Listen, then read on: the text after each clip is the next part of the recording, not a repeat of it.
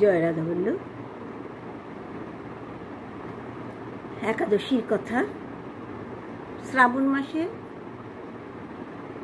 শুক্লপক্ষের একাদশী, সেটা পড়েছে 19শে শ্রাবণ, 5ই আগস্ট 2025। আর এই শুক্লপক্ষের এই যে একাদশী, এই একাদশীর নাম পবিত্রা একাদশী। আবার এখানে এই একাদশীকে পবিত্র আরোপিণী একাদশীও বলা হয়ে থাকে। ভবিষ্যৎ পুরাণে এই একাদশীর কথা, একাদশীর মাহাত্ম্য বর্ণনা করা হয়েছে। যুধিষ্ঠির জিজ্ঞাসা করেছিলেন মধুসূদনকে, এই শ্রাবণ মাসের একাদশীর নাম কি? আপনি এই একাদশীর কথা সবিস্তারে আমাকে বলুন। তখন ভগবান শ্রীকৃষ্ণ বললেন, হে রাজন, এই পাপ হরণকারী একাদশীর কথা আমি তোমাকে বলছি, তুমি মনোযোগ দিয়ে শোনো। আর এই একাদশী কথা শুনলে বাজপেয় যজ্ঞের ফল লাভ করা যায়।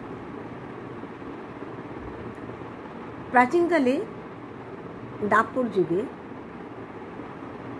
দাপর যুগের প্রারম্ভে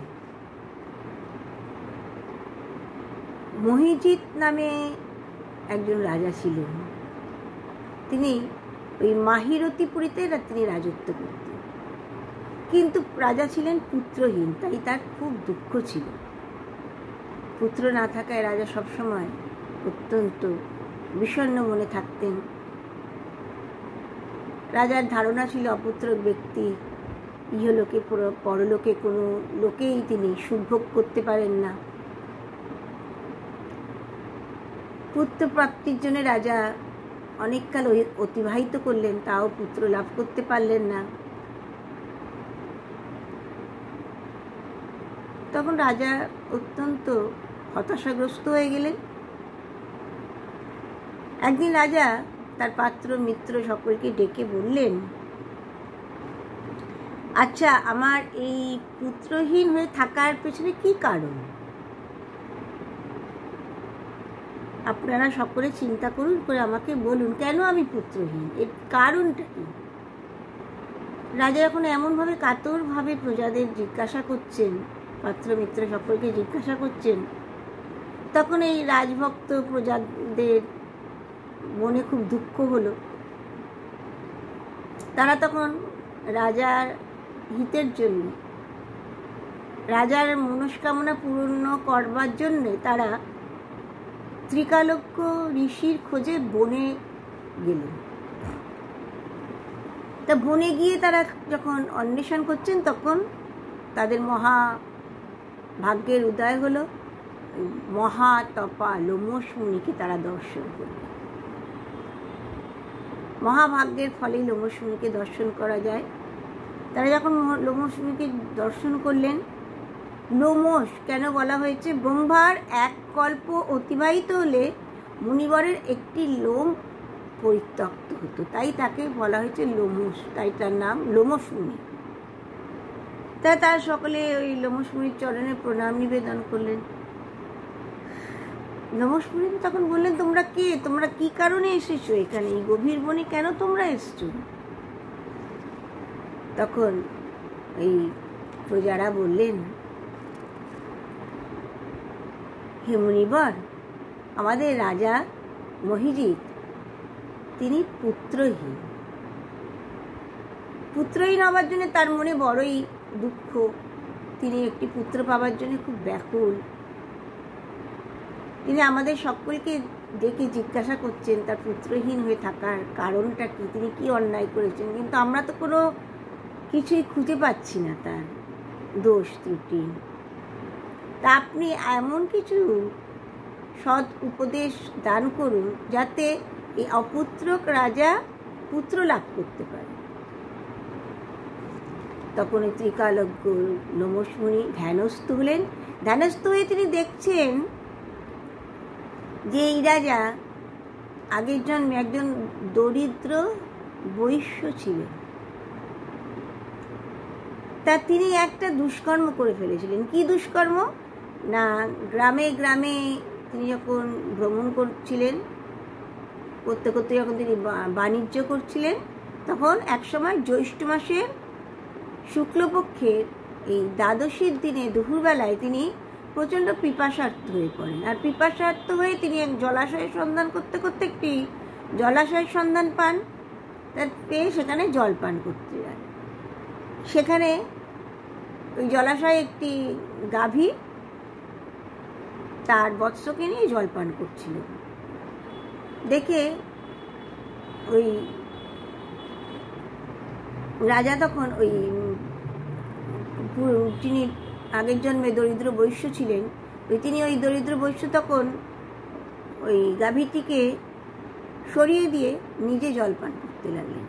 গাভীটি তখনই রাজাকে অভিশাপ দিয়েছিলেন যে রাজা, তখন তো আগের জন্মে তো রাজা দরিদ্র বৈশ্য ছিলেন, তখন বললেন যে তিনি রাজা পুত্রহীন হবেন, তার জন্যই রাজা পুত্রহীন হয়েছে। এই জন্যে কাউকে কখনো কষ্ট দিতে নেই। বললেন তিনি পুত্রহীন হবেন। পরবর্তীতে রাজা পুত্রহীন হয়েছিলেন।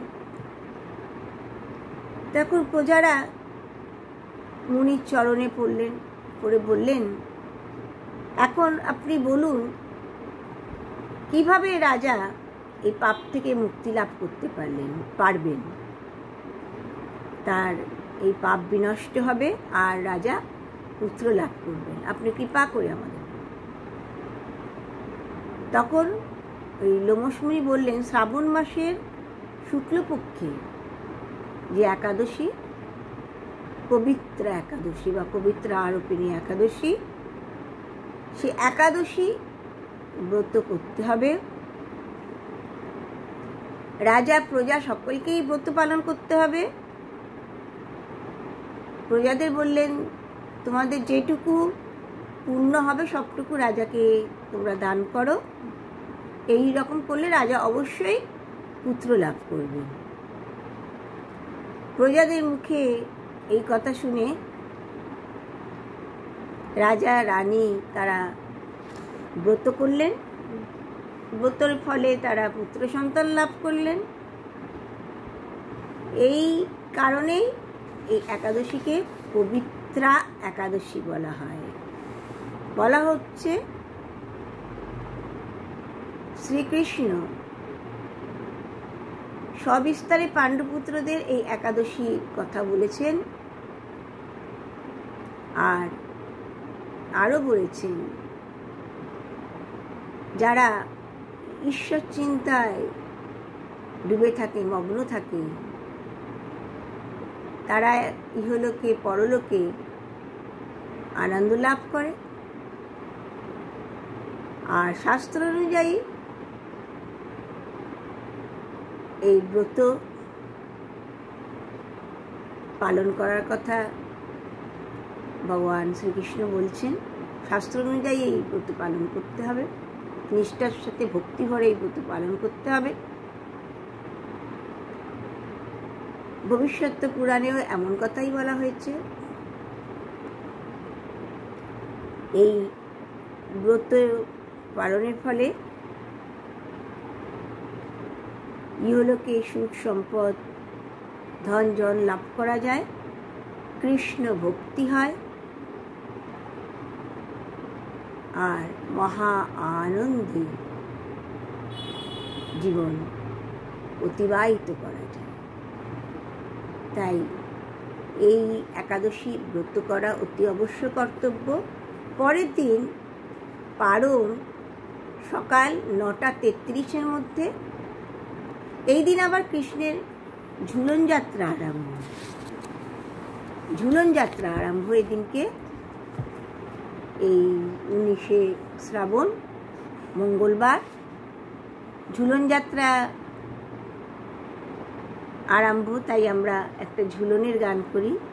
ঝুলতে শ্যাম গৌরী মাম आनंद रंग मातिया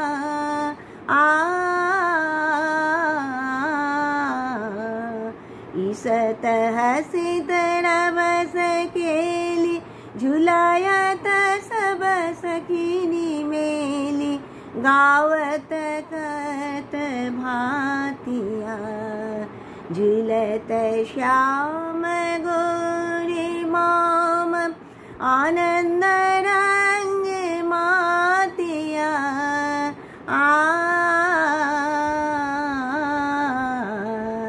हेम मणि जुत बरहि डोर रुचित कुसुम गंधे भूर परत भ्रमर पातिया झुलत श्याम गौरी माम आनंद रंग मातिया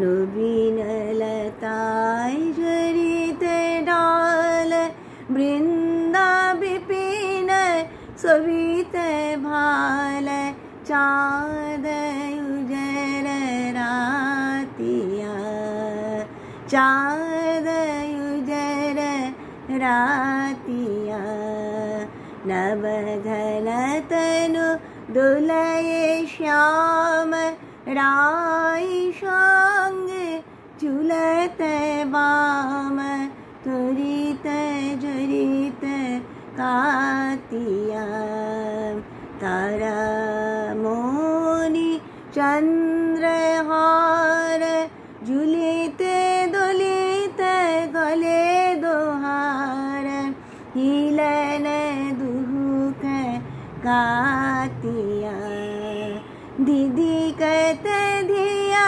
ताथैया ताथैया बाजे मृदंग मुहर रोल तितिना तितिना तातिया तितिना तितिना तातिया बेल पवन ग्राम पूरन घोर शब्द जील सूर बरन नहीं के गातिया बरन नहीं के जातिया मुनिया भूरन किंकिनी बंक झुलने बजाए झुनूर झंक झन झन झंझातिया झन झन झंझातिया राधा मोहन चरणे आश केवल भर सायुध बदास रचित पुरित छातिया रुचित पुरित छातिया। जय राधा।